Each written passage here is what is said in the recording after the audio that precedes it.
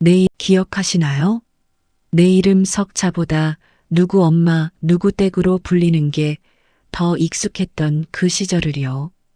자식 입에 밥 들어가는 것만 봐도 배부르다며 정작 내 배고픔은 잊고 살았던 그 지독하고도 아름다웠던 헌신의 시간들 말입니다. 하지만 그 헌신의 끝이 벼랑 끝이라면 여러분은 어떻게 하시겠습니까? 굽은 등과 주름진 손마디, 텅 빈 통장만을 남긴 채 가장 믿었던 존재에게 버림받았던 한 여인이 있습니다.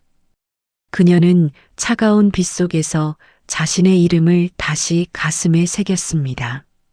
가족이라는 울타리가 무너진 자리, 피눈물로 빚어낸 성공.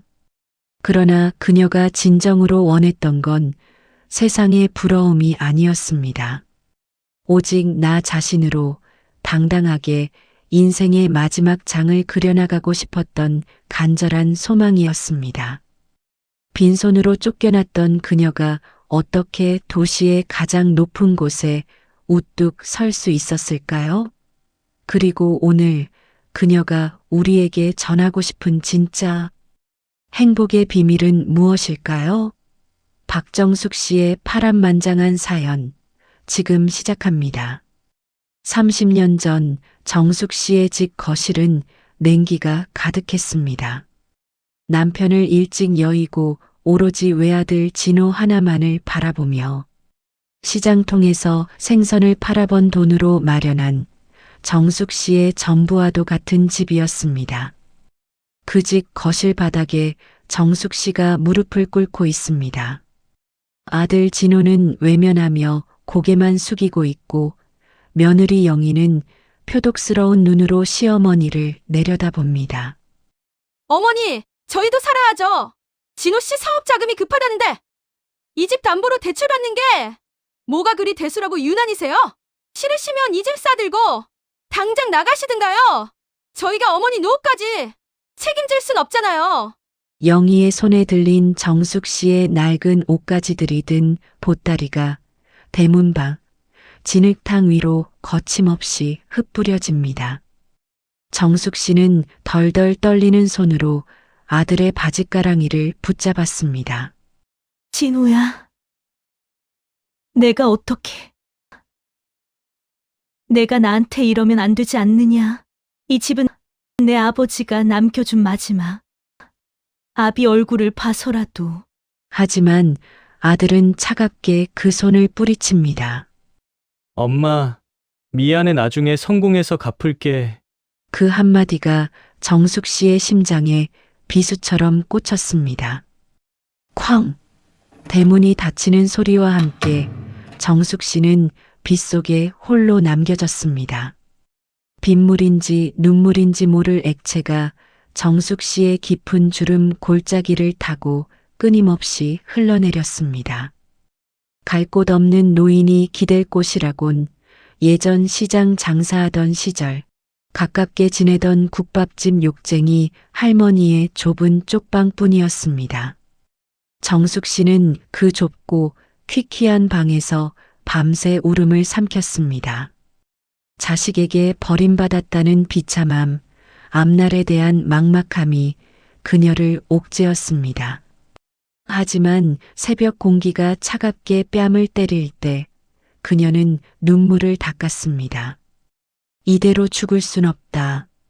내 자식에게 버림받은 게 아니라 내가 저 괴물 같은 자식들을 버리겠다고 말이죠. 그날부터 정숙 씨의 하루는 새벽 3시에 시작되었습니다. 얼음물에 손을 담가 배추를 씻고 가마솥에 뜨거운 김에 얼굴이 발갛게 익어도 멈추지 않았습니다. 시장통의 가장 낮은 곳에서 그녀는 다시 태어났습니다. 손가락 마디마디가 뒤틀리고 무릎에 물이 차올라 밤마다 신음했지만 그녀를 버티게 한 건 며느리의 그 조소 섞인 목소리였습니다.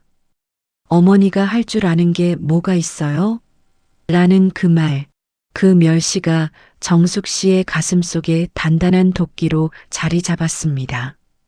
정숙 씨는 자신의 이름을 딴 작은 국밥집을 열었습니다. 그녀의 국밥은 단순히 배를 채우는 음식이 아니었습니다.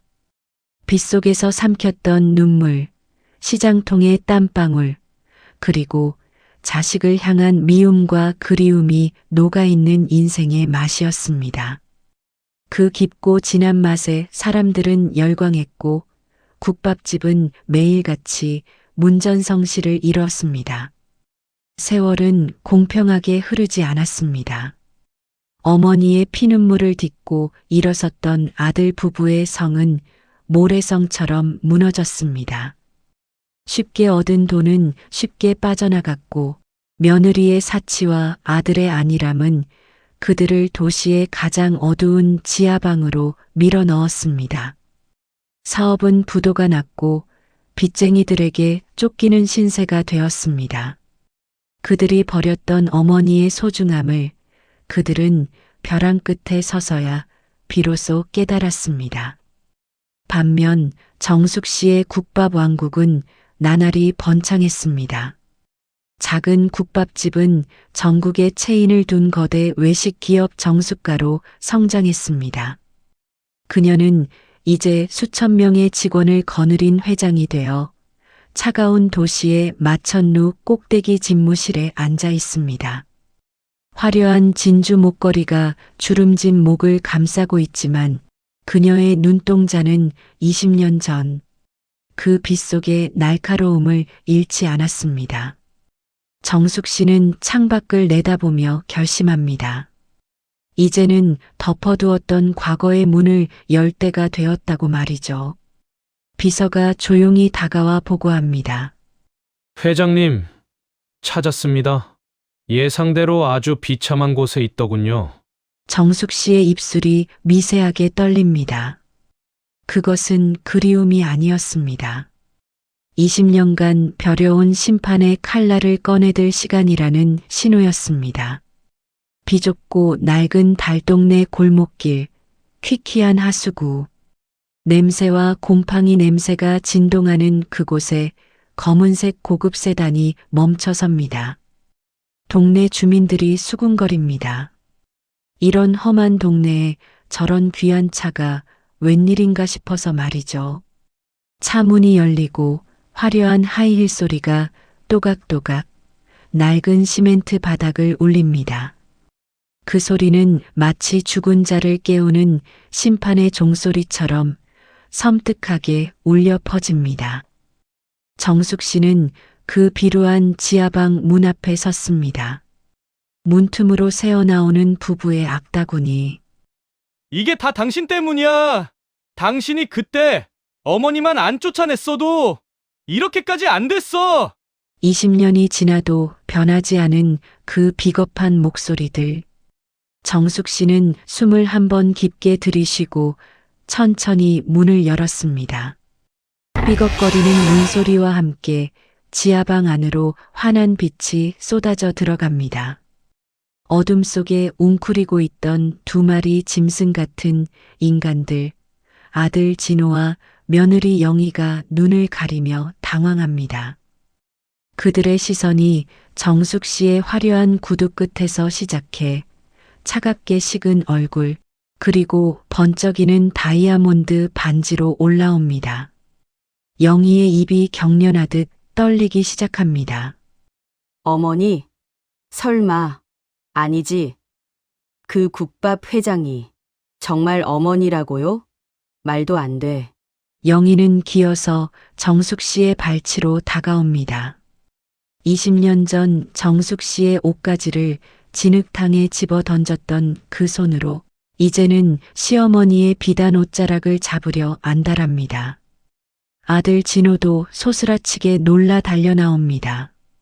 어머니, 살아계셨어요. 저희가 얼마나 찾았는지 아세요? 사람 잘못 보셨군요. 난 당신들 같은 자식을 둔 기억이 없습니다. 내가 아는 내 아들은 20년 전 그 빗물에 씻겨 내려가 죽었으니까요. 나는 그저 이 건물의 새로운 주인으로서 임대료 연체 통보를 하러 왔을 뿐입니다. 일주일 드립니다. 당장 나가세요. 정숙 씨는 화려한 가방에서 서류 한 뭉치를 꺼내 탁자 위에 던집니다. 그것은 이들이 살고 있는 이 낡은 건물 전체를 정숙 씨가 매입했다는 계약서와 명도 소송 예고장이었습니다. 20년 전 자신이 당했던 그대로, 아니 더 잔인하게 돌려주는 복수였습니다. 아들 진호의 얼굴이 흑빛이 됩니다. 어머니의 재력보다 자신을 남이라 부르는 그 서늘한 부정에 온몸이 얼어붙습니다. 정숙 씨는 비서가 내미는 소독 티슈로 아들이 스쳤던 옷깃을 천천히 닦아냅니다. 그 행동 하나가 며느리 영희의 심장을 갈기갈기 찢어놓습니다. 20년 전 며느리 영희가 시어머니의 낡은 보따리를 빗속으로 던지며 내뱉었던 그 서슬 펄언 외침을 기억하십니까? 당장 나가세요. 그 모진 말 한마디가 화살이 되어 돌아오는 데는 딱 20년이 걸렸습니다. 이제 영희는 자신이 살고 있는 이 곰팡이 핀 지하방의 진짜 주인 앞에 무릎을 꿇고 있습니다. 어머니, 아니, 회장님, 제가 그때는 정말 미쳤었나 봐요. 자식 키우다 보니 눈이 뒤집혀서 진호 씨 사업만 생각하다 보니 제발 한 번만 자비를 베풀어 주세요. 저희 여기서 쫓겨나면 정말 길바닥이에요. 영희의 목소리는 비굴함을 넘어 처량하기까지 합니다. 하지만 정숙 씨는 미동도 하지 않습니다. 오히려 코를 찌르는 찌개 냄새와 눅눅한 벽지를 차갑게 응시합니다. 20년 전 자신이 길바닥에서 겪었던 그 막막함에 비하면 이곳은 오히려 궁전처럼 느껴질 정도니까요. 정숙 씨는 가방에서 서류 한 장을 더 꺼냅니다. 그것은 이 건물의 명도 소송 예고장이었습니다. 법대로 하겠다는 선전포고죠. 철이 없어서 그랬다고? 그때 내 나이가 30이었지. 사리 분별 못할 나이는 아니었어. 내 아들도 마찬가지고. 내 집을 팔아치우고 나를 버릴 때는 그만한 각오는 했어야지. 일주일이다. 일주일 뒤엔 용역업체가 올 거야. 정숙 씨가 다녀간 뒤 아들 진호는 매일 밤을 독한 술로 지새웁니다. 죄책감인지 아니면 어머니의 재산에 대한 미련인지 알 수 없는 감정이 그를 괴롭혔죠. 결국 그는 만취한 몸을 이끌고 정숙 씨의 대저택 담벼락 아래에 주저앉아 통곡하기 시작합니다. 인터폰 화면으로 비치는 아들의 초라한 모습. 정숙 씨의 손끝이 잠시 파르르 떨립니다. 엄마, 나 진우야. 엄마 아들 진호라고. 내가 잘못했어. 그때 내가 영희 말만 듣는 게 아니었는데. 엄마, 나 배고파. 예전처럼 엄마가 끓여준 된장찌개 먹고 싶어. 문 좀 열어줘. 엄마. 진호야, 내가 찾는 그 엄마는 20년 전 그 빗속에서 이미 죽었다. 지금 내 앞에 있는 건 너희에게 빌려준 돈을 회수하러 온 채권자일 뿐이야. 내가 시장 바닥에서 손가락이 갈라지도록 일할 때 너는 단 한 번이라도 내 안부를 물었니? 천륜, 그 귀한 단어를 내 입으로 더럽히지 마라. 더 이상 추한 모습 보이지 말고 돌아가라. 정숙 씨는 단호하게 스피커를 끕니다. 어둠 속에 홀로 앉아 텅 빈 거실을 바라보는 그녀의 눈에서 한 줄기 눈물이 흐릅니다. 복수는 승리의 창가일 줄 알았는데 막상 마주한 진실은 시린 칼바람보다 더 아프게 가슴을 파고듭니다. 하지만 그녀는 알고 있습니다. 여기서 흔들리면 또다시 과거의 수렁으로 빠질 뿐이라는 것을요. 벼랑 끝에 몰린 쥐는 고양이를 문다고 했던가요? 며느리 영희는 마지막 발악을 시작합니다. 그녀는 인터넷 익명 게시판과 지역 방송국에 자극적인 제보를 쏟아붓습니다.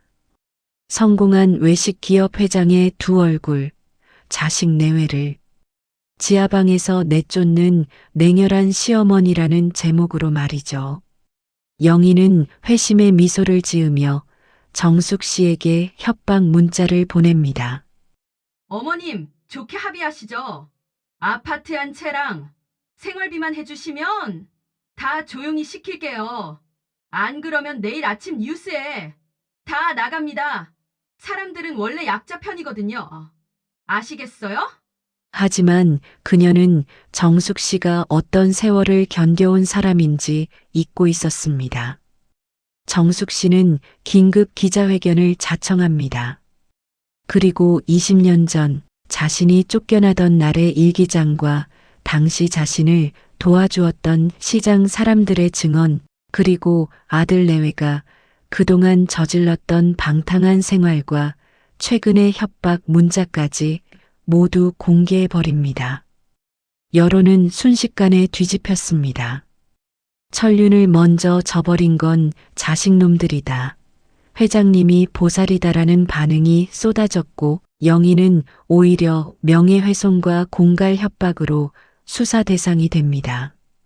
며느리 영희가 구속 수사를 받게 되었다는 소식이 들려온 날, 정숙 씨는 변호사를 통해 마지막 제안을 보냅니다. 아들 진호에게는 경기도 외곽의 작은 전셋집과 얼마간의 생활비를 주겠다고 말이죠. 단 조건은 단 하나였습니다. 며느리 영희와의 이혼, 그리고 정숙 씨와 영원한 연 끊기였습니다. 아들 진호는 단 1분도 고민하지 않았습니다. 20년 전 어머니를 버렸던 그 냉정함으로 진호는 이번에는 자신의 아내를 버렸습니다. 도장을 찍고 돌아서는 아들의 뒷모습을 보며 정숙 씨는 허탈한 웃음을 터뜨립니다. 내 뱃속에서 나온 자식이 저렇게 비겁한 인간이었다니. 저 비겁함이 내 핏줄이라는 사실이 그녀에겐 가장 큰 형벌이었습니다. 정숙 씨는 비서실장에게 지시합니다. 이제 저 아이에게 들어가는 모든 지원을 끊으세요. 전셋집 열쇠만 건네주고 오세요. 이제 정말 남남입니다. 모성애라는 이름으로 붙잡고 있던 마지막 끈을 스스로 잘라낸 정숙 씨. 그녀는 이제야 비로소 20년 묵은 체증이 내려가는 기분이 듭니다. 이것은 자식을 향한 복수가 아니라 자기 자신을 향한 해방이었습니다. 그녀는 집무실 책상 위에 놓인 사직서에 사인을 합니다. 이제 회장 박정숙이 아닌 인간 박정숙으로 돌아갈 시간입니다. 모든 소란이 가라앉은 뒤 정숙 씨는 회장직을 내려놓고 남해의 작은 바닷가 마을로 내려왔습니다. 화려한 저택 대신 마당이 넓은 작은 한옥을 지었죠. 그녀는 그곳에서 매일 아침 직접 농사지은 채소로 국을 끓여 이웃들과 나눕니다.